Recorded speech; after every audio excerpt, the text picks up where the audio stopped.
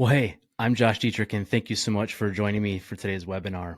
See, in 2021, I sold two of my businesses for more than $10 million. And while on the surface, that may certainly seem like a success, the path to getting there was proved to be unsuccessful. Here's the thing. In today's world, it seems like everything we do or have requires some level of assembly or a deep knowledge of how to use it. In either case, almost always a manual is included. And if you're anything like me, when building something, you try to go as far as you can without using the manual, right? There's just something about figuring it out on your own that's fun.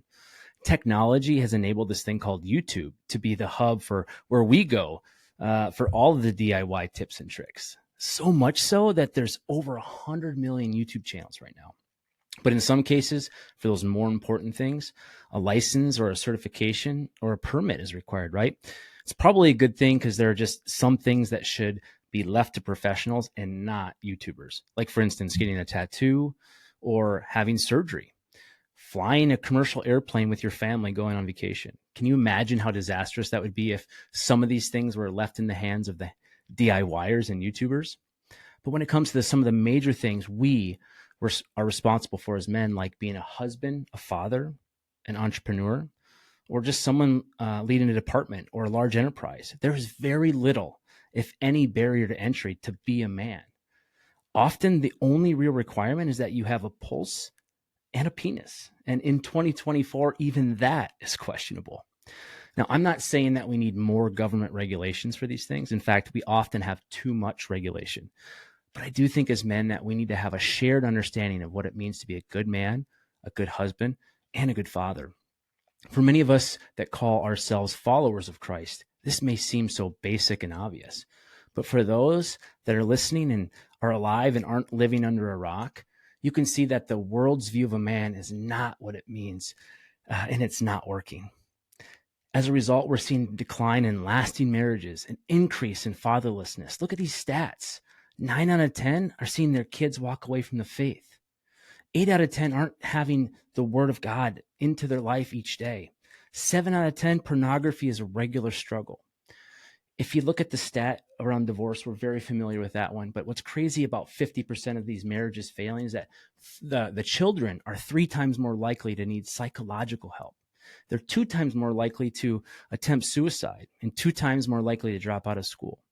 There's just simply a growing number of men who are struggling to find meaning and purpose, it seems. Check out this slide. Americans see jobs and close friends rather than marriage and parenthood as highly important elements in living a fulfilling life. 71% of men in this survey that Pew Research conducted say enjoying their job or careers where they find fulfillment. 61% say having close friends is where they find their joy and fulfillment. It's alarming in some ways, but my hope today is that men, we take one step in improving these devastating stats by learning and sharpening one another to take action. Whether church is something only for the holidays or you're a regular attender, whatever your experience of faith background looks like, or whatever your life you're currently dealing with, I want you to know that there's no shame in today. I'm just glad you made the choice to sit and listen to this webinar. But because ultimately it does come down to choice. Like, you could literally be watching anything else right now. So thank you for making the second to check this out.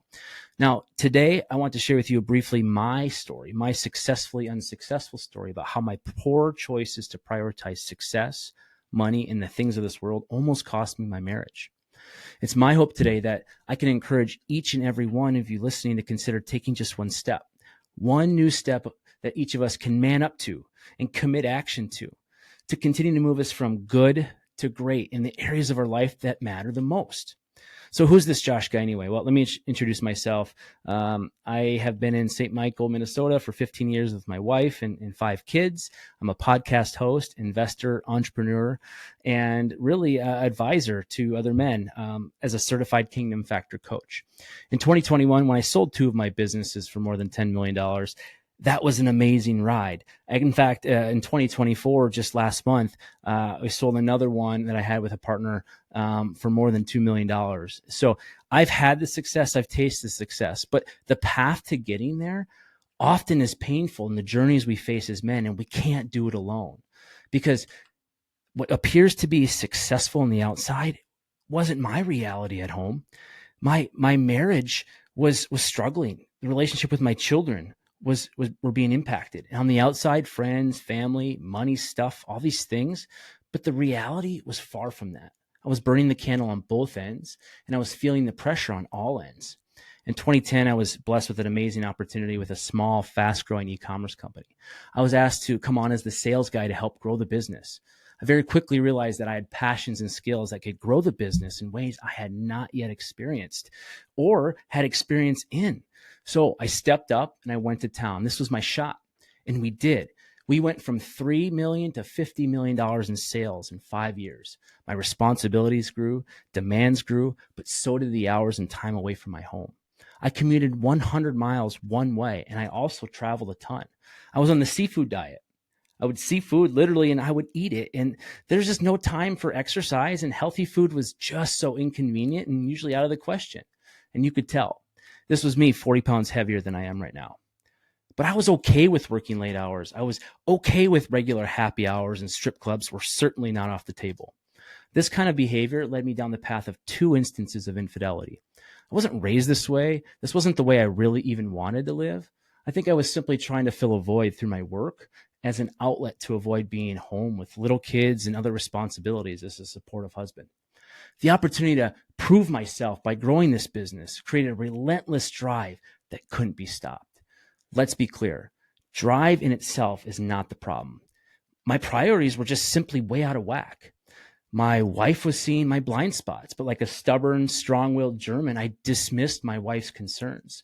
So much so, I convinced myself that the hours and effort of was how I was providing for my family. This is how I justified it. The thing is, I think many men can relate in various ways. The pressure on us men to deliver is a seemingly lifelong task. Working hard and long hours to ensure that we hit our numbers, or that big project gets done on time. Whether it's getting the assignment done or the task checked off the list, these are the things we have to do each and every day as men. All the while feeling the pressure to be home and present with our families, to help cook dinner and help with kids' schoolwork, bedtimes, to do the yard work, house cleaning, vehicle maintenance, getting in remodeling as our growing family is happening, and saving for the kids' college. All of these things require us to continue to save and manage what we have and try to do it all. And it's hard. It's impossible. And try to do it before our PTO time runs out. It's so easy to convince yourself along the way in our busy lives that things are fine, things are okay, that we just need to keep going and never give up. Because when we fall, we hope no one saw, and we just tell ourselves, get back up. These are the things we tell ourselves that make us men. Well, at least the world does. All the meanwhile, we say things to our wives like, hey, sorry, I'm late. It's just a busy time at work right now. You always say that, under her breath, she says. And then we're like, always and never, you can't say that. And we get ticked off and fly off the handle because our kid did something so dumb. We're just short with our wife and use that aggressive tone because she just doesn't understand what we're going through. We chalk it up simply to going through a rough patch and saying things like, my anger really isn't that bad. But here's the truth. The buildup of unconfessed sin is deadly. And like any branch that is diseased, you treat it or you cut it off before it infiltrates the whole tree or the trees around it. Because a healthy tree bears good fruit. Fruits of the Spirit, the healthy fruit that is produced from a man or anyone when Jesus is the Lord of their life, are called fruits of the Spirit. The Apostle Paul's purpose in writing Galatians 5 is to encourage his readers, to those who belong to Christ are no longer slaves to their sin. And when the Holy Spirit is working in us and renewing us, these fruits manifest themselves in our actions and are illustrated by the way we live and act. The byproduct of which are the fruits of the Spirit: love, joy, peace, patience, kindness, faithfulness, goodness, gentleness, and self-control. You see, even if we think we have a strong sense of right and wrong, perhaps we're a good Christian and we tithe or give and we serve or we lead a small group, that doesn't make us immune from sin. We all fall short. These were all things that were a regular part of my life. But without daily surrender to God with our plans and desires in all aspects of our life, we're simply living with our flesh calling the shots. This leaves us missing out on the life of freedom he called us to. indicators of him alive and living in us, whether we are on the mountaintop or in the valley. You see, while having a personal relationship with Jesus doesn't promise a perfect life with no problems, but rather in this problem life, he promises to be there, right there with us through it all, and that he will never leave us nor forsake us. A life where we experience daily transformation and the renewing of our mind. A life where others can see Christ living in us, guiding us towards a true north. Here's an illustration to consider. Let's look at the 1 in 60 rule. It says for every 60 miles we are 1 degree off, we end up 1 mile off course. So for example, on a flight from San Francisco to Washington, D.C., you'll end up in about Baltimore, 43 miles off track. I'm guessing that would be pretty embarrassing to be the pilot and very inconvenient for any passenger that's traveling. But the reality is it can be just like that in our own lives, both personally and professionally. When we try to operate life in our own strength without the Lord's leading, it's like flying a plane without the proper instrumentation. The biggest issue with that is when turbulent times come up, and they do, we're simply not properly equipped. We're forced off course, and without working instrumentation, how the heck do we get back on track? And the longer we go without correction or accountability or encouragement, the longer these slow fades in our life cause us to be greater distance from our original destination. Slow fades can happen in all areas of our life. The worst of it is that we often are completely unaware of how far off we are until it's too late. And that's why we have guardrails on the freeways, right? We need a framework for support so we don't go off the edge, in a community of men in our lives willing to be vulnerable, but to also ask us the hard questions that come from a place of love. Don't take it from me. Look at this quote from the late Steve Jobs. It says, "At this moment, lying on my sick bed, recalling my whole life, I realized that all the recognition and wealth that I took so much pride in have paled in comparison and become meaningless in the face of impending death."